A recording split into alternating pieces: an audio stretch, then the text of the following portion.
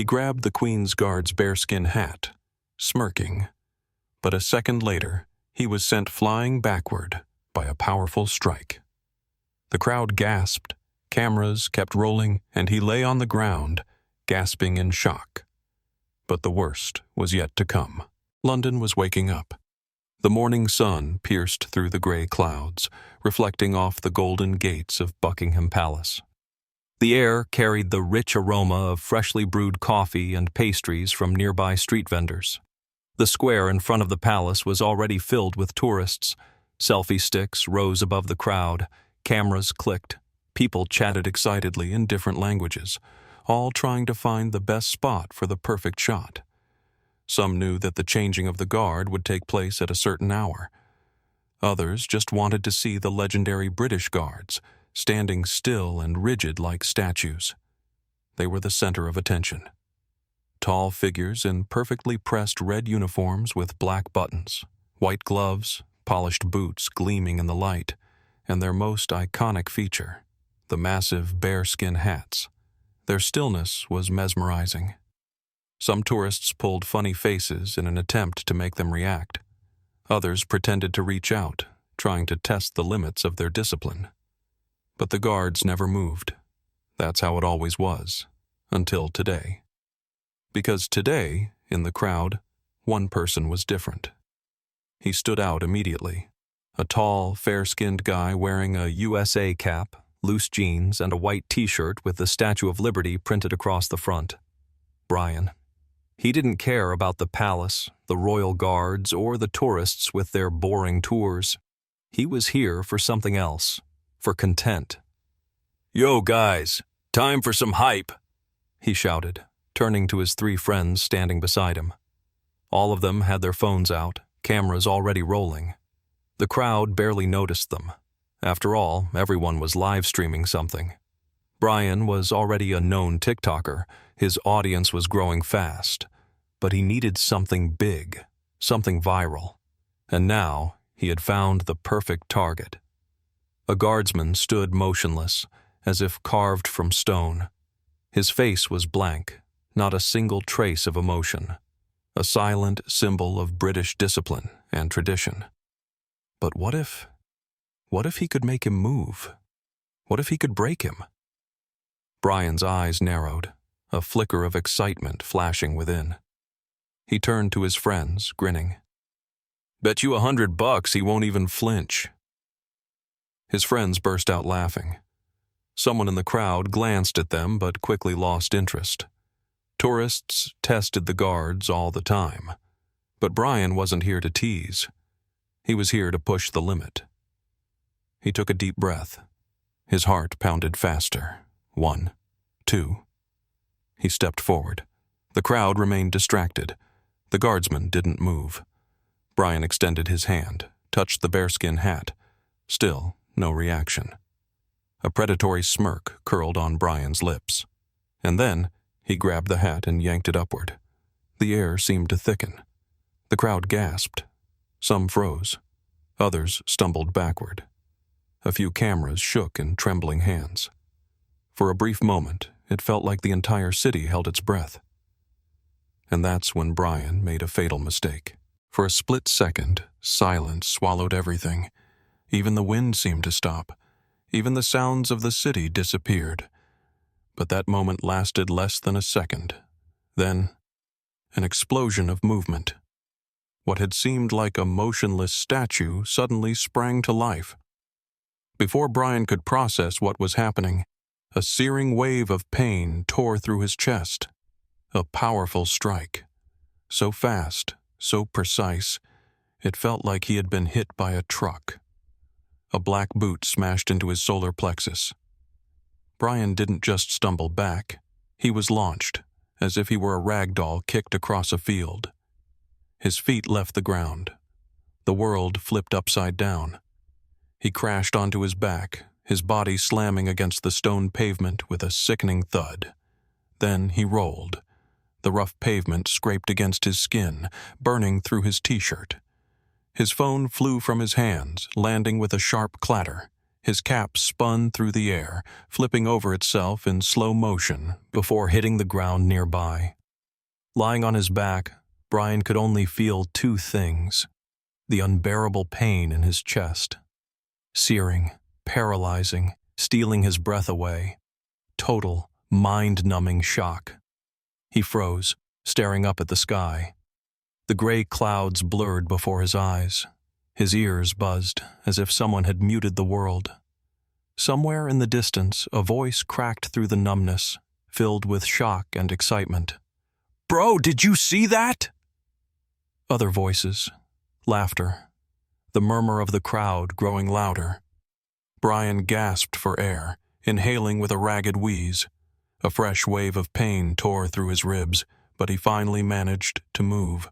Slowly, wincing, he lifted his head and froze. The guardsman was still there, standing in the exact same position, as if nothing had happened, as if he had never moved, as if Brian hadn't just been sent flying across the pavement. The guardsman stood tall, back straight, hands gripping his rifle, face completely blank, his eyes locked straight ahead, as if Brian didn't exist. The only proof that he had ever moved? The dark, crisp boot print stamped across Brian's white t-shirt. Brian slowly lowered his gaze. Right in the center of his chest, the mark stood out, still smoking slightly. The crowd erupted. Voices shouted from every direction. "Holy she! Did you see that? Dude, the guard just destroyed him. He didn't even blink." Laughter. Some gawked in disbelief. Others shook their heads, amazed. But not a single person said, "Hey, someone should help him. That was too much. Poor guy." Not one. Brian felt something boiling inside him. Anger. Humiliation. He just wanted to make a video, just a harmless prank. Why was no one on his side? Why was everyone laughing at him? His hands curled into fists. Blood pounded in his temples. His chest still ached, but he didn't care. He shot to his feet. His heart thundered in his chest. He wanted to scream out every word burning inside him. He took a step forward and roared, his voice shaking with fury. "Are you freaking kidding me?" But the guardsman didn't move, and that only made his rage grow stronger. Brian's face burned. His cheeks were on fire, not just from shame and humiliation, but from the anger rising inside him with every second. The crowd buzzed, talking, laughing, and no one was on his side. He snapped his head up. The guardsman was still standing there, motionless, expressionless, as if nothing had happened. As if that chest-crushing kick, the one that knocked Brian to the ground, gasping for air, was nothing. As if Brian was nothing. As if he didn't even exist. Brian couldn't handle it. His fingers clenched into fists, his knuckles turning white. What the hell? Why the hell should he just stand here and take this humiliation? It was just a prank. He just wanted to make a video. He didn't hit anyone. He didn't threaten anyone. Why was it okay for this guy in the red uniform to kick him, but he couldn't even say something back? Brian spun around. His friends were still recording. Still recording. And what was worse, they didn't look concerned. They didn't look shocked. They looked impressed. They were smiling. Their eyes sparkled with adrenaline, with excitement, with the thrill of witnessing something truly insane. But this insane moment happened to him. Brian felt rage boiling in his chest. He couldn't let this slide. He stepped forward. "Who the hell do you think you are?" His voice shook with fury. His words cut through the air like knives thrown in blind anger. He didn't care if the guardsman heard him. He just had to say something. He just had to do something. Brian waved his arms, his voice rising, becoming louder, more frantic. "You can't hit me! That's assault!" The crowd murmured. Someone snickered. His words found no sympathy. No one rushed to agree with him. But Brian couldn't stop now. His pulse thundered in his ears. His whole body burned. His rage swallowed all reason. I'm gonna sue you! You can't just—" The guardsman moved, fast, lightning fast, a sharp, controlled step forward. Brian's head snapped up, his chest tightened. For a split second, his face twisted in pure, unfiltered terror. His body moved on its own, his feet stumbling backward. But the guardsman said nothing. His expression didn't change. He didn't lunge, didn't attack again. Just one step forward, and it was enough. The crowd erupted again. "Dude, walk away before you get arrested!" Someone yelled. Others laughed. Brian felt his hands tremble with rage. His pride was on the line. He couldn't just walk away. He couldn't just back down. He hadn't lost. Brian stepped forward again. He opened his mouth to shout something else. And then, a sharp voice sliced through the air. "Stay where you are!" Loud, clear, unquestionable. Brian froze. The crowd froze. The air itself seemed to vibrate with tension. Footsteps. Heavy. Purposeful. Someone was approaching. Brian whipped around, and then he saw them. A split second. Brian didn't even have time to blink. Strong hands grabbed his shoulders. Before he could react, his arms were yanked behind his back.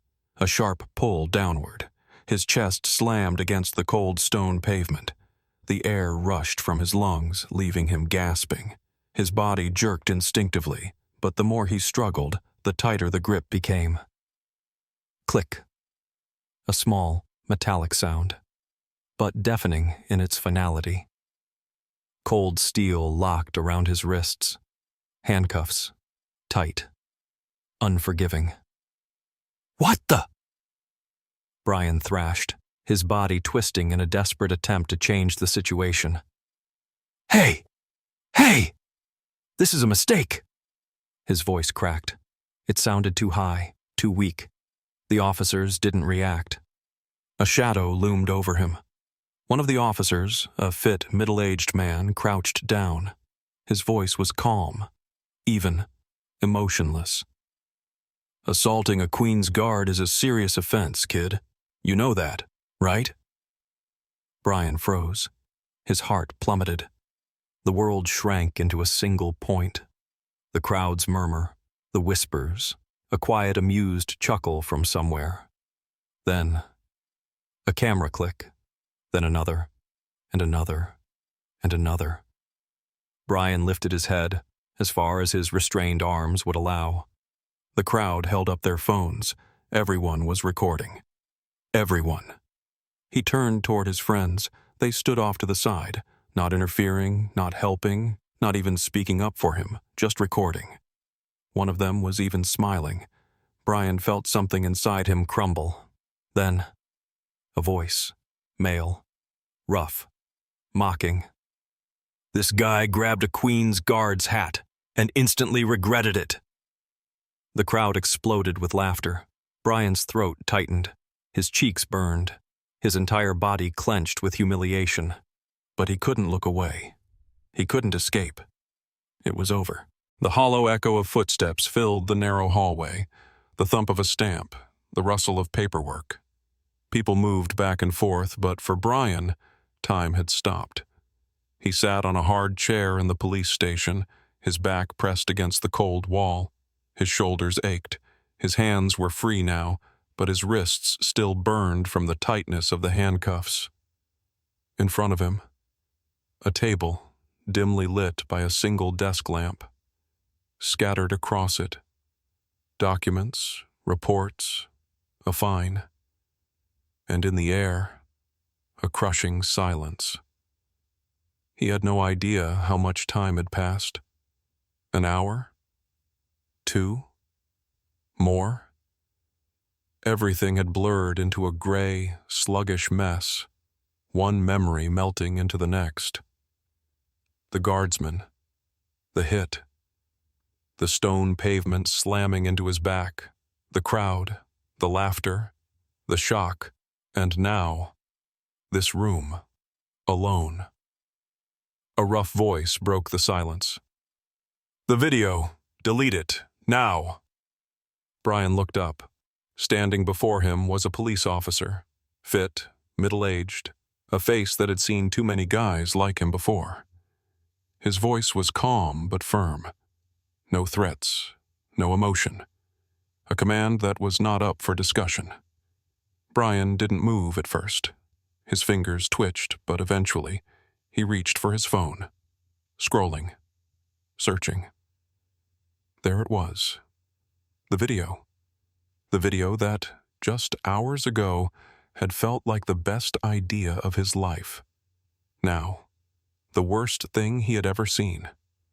He tapped the trash icon. Click. Gone. He looked back at the officer. The man nodded, not even bothering to check. "You're fine." A paper was placed in front of him. The amount was big. "If this happens again, you'll be deported."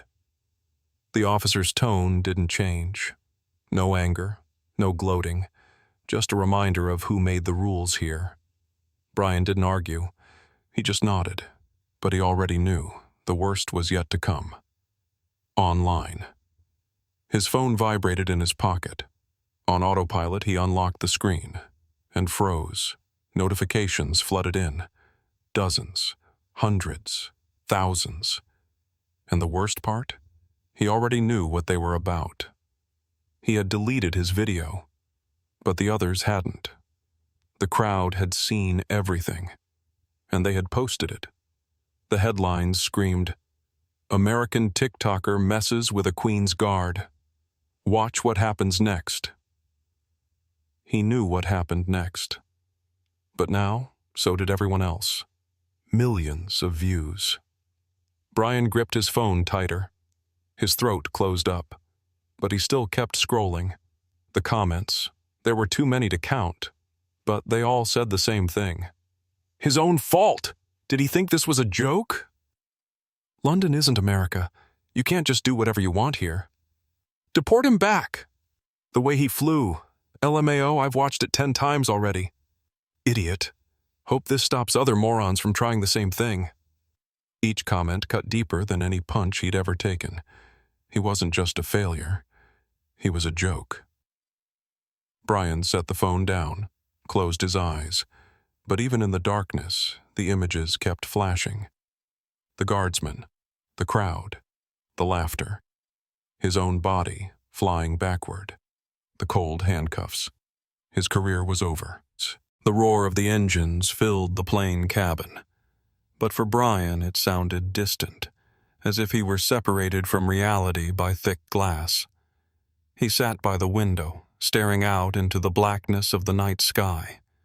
The darkness was thick, endless, broken only by the faint, distant glow of cities below.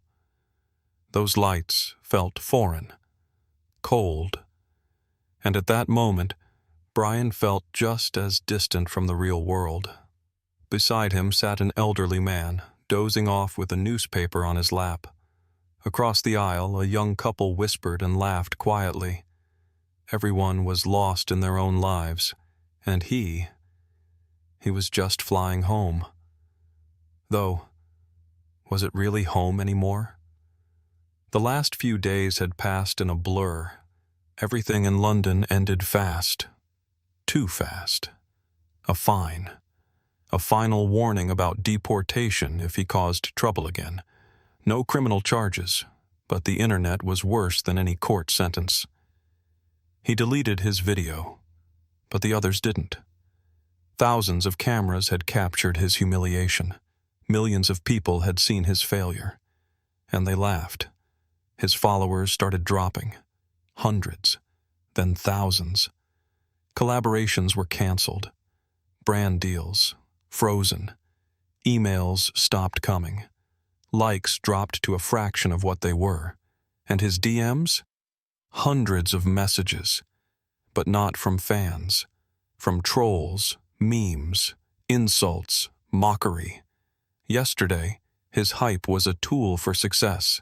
Today, it was a weapon used against him. His career was over. The plane shook slightly, and the pilot announced the descent. Brian slowly lifted his gaze, looking through the window. The city lights below grew larger, closer, familiar streets, buildings, highways. He was home, but he felt like a stranger in his own country. London life moved on. Nothing had changed. The streets were still packed with tourists. Cameras still clicked, phones still recorded. People stood outside Buckingham Palace, smiling, taking selfies. Some waited for the changing of the guard. Voices chattered in dozens of languages. Laughter echoed. New videos were filmed.